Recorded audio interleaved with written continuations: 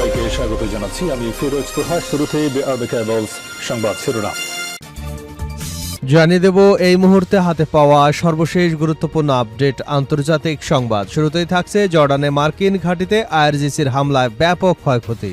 ইরানের Islamic revolutionary guard core জানিয়েছে operation Nasr 2 এর 25তম ধাপে জর্ডানের কিং ফয়সাল প্রিন্স হাসান বিমান ঘাঁটিতে চালানো হামলায় মার্কিন সামরিক স্থাপনাগুলোতে বড় ধরনের ক্ষয়ক্ষতি হয়েছে।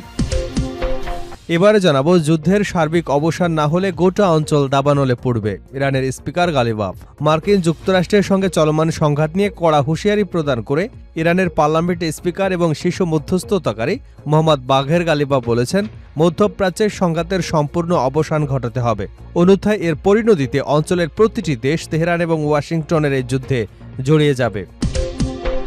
এদিকে যুক্তরাষ্ট্রের হামলার মধ্যেও ক্ষেপণাস্ত্র উৎপাদন করছে ইরান। যুক্তরাষ্ট্রের ধারাবাহিক হামলার মধ্যেও ইরান ক্ষেপণাস্ত্র ড্রোন উৎপাদন অব্যাহত রেখেছে বলে দাবি করেছে দেশটির সশস্ত্র বাহিনী।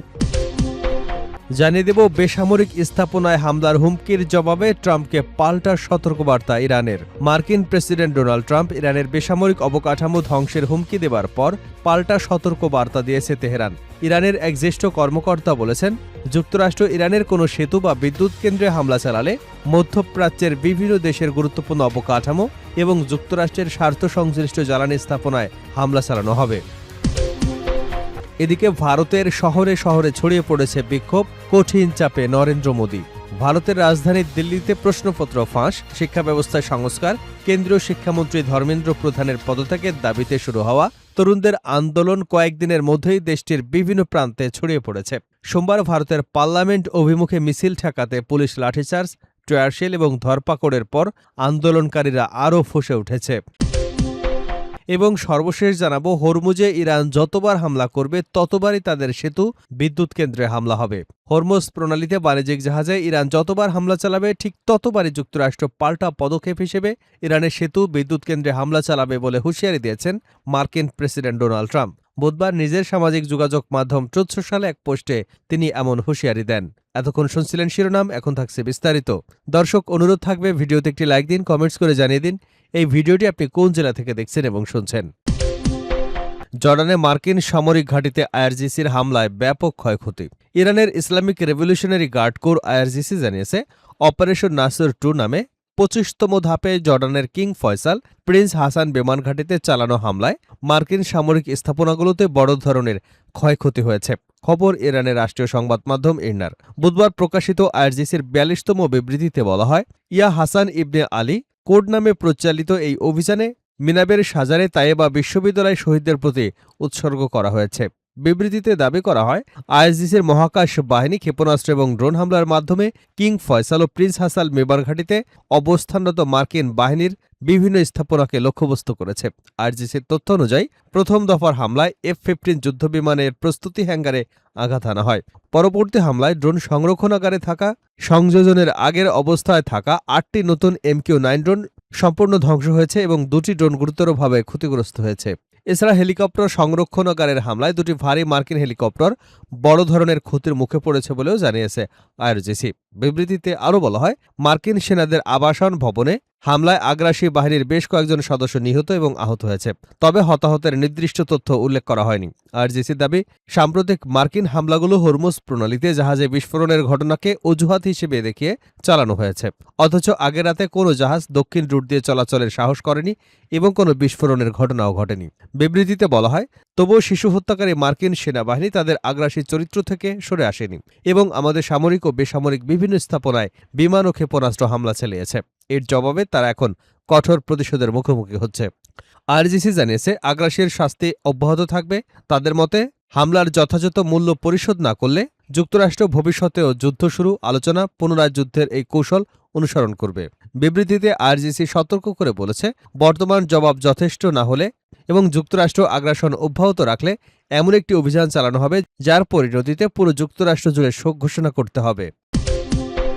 যুদ্ধের সার্বিক অবসান না হলে গোটা অঞ্চল দাবানলে পড়বে, ইরানের স্পিকার গালিবাফ মার্কিন যুক্তরাষ্ট্রের সঙ্গে চলমান সংঘাত নিয়ে কড়া হুঁশিয়ারি প্রদান করে ইরানের পার্লামেন্ট স্পিকার এবং শীর্ষ মধ্যস্থতাকারী মোহাম্মদ বাঘের গালিবাফ বলেছেন, মধ্যপ্রাচ্যের সংঘাতের সম্পূর্ণ অবসান ঘটাতে হবে। অন্যথায় এর পরিণতিতে অঞ্চলটির প্রতিটি দেশ তেহরান এবং ওয়াশিংটনের এই যুদ্ধে জড়িয়ে পড়বে। বুধবার কাতার ভিত্তিক সংবাদ মাধ্যম আল জাজিরার প্রতিবেদনের মাধ্যমে এ তথ্য জানা গেছে।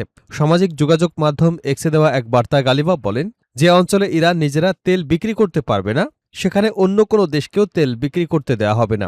ইরানের নিরাপত্তা নিশ্চিত না হলে মধ্যপ্রাচ্যের কোনো পরিকাঠামোই নিরাপদ থাকবে না উল্লেখ করে তিনি জানিয়েছেন, মার্কিন সামরিক বাহিনীর সম্পূর্ণ অনুপস্থিতির উপরই হরমুজ প্রণালীর প্রকৃত নিরাপত্তা নির্ভর করছে। কৌশলগতভাবে গুরুত্বপূর্ণ হরমুজ প্রণালী আর কখনো যুদ্ধপূর্ব অবস্থায় ফিরে যাবে না বলে স্পষ্ট জানিয়ে দেন গালিবাফ। যুক্তরাষ্ট্রের হামলার মধ্যেও ক্ষেপণাস্ত্র উৎপাদন করছে ইরান। যুক্তরাষ্ট্রের ধারাবাহিক হামলার মধ্যেও ইরান ক্ষেপণাস্ত্র ও ড্রোন উৎপাদন অব্যাহত রেখেছে বলে দাবি করেছে দেশটির সশস্ত্র বাহিনী। বুধবার আল জাজিরার প্রকাশিত এক প্রতিবেদনে জানানো হয়, ইরানের সশস্ত্র বাহিনীর মুখপাত্র আবুল ফজল শিকারচি বলেছেন, যুক্তরাষ্ট্র ইসরায়েল সংঘাতের প্রতিটি পর্যায়ে এমনকি সমঝোতা স্মারক কার্যকর হবার পরও ইরান ক্ষেপণাস্ত্র ও ড্রোন তৈরি করেছে। তিনি বলেন, কারখানায় উৎপাদিত ক্ষেপণাস্ত্র সরাসরি অপারেশনাল ইউনিটে পাঠানো হচ্ছে, একই সঙ্গে আমাদের মজুতও পুনরায় পূরণ করা হচ্ছে।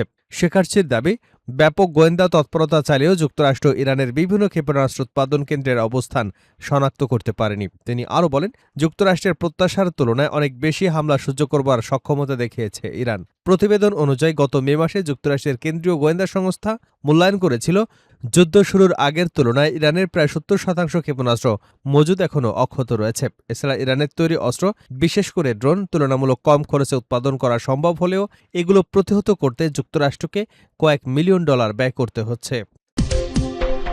বেসামরিক স্থাপনায় হামলার হুমকির জবাবে ট্রাম্পকে পাল্টা সতর্কবার্তা ইরানের।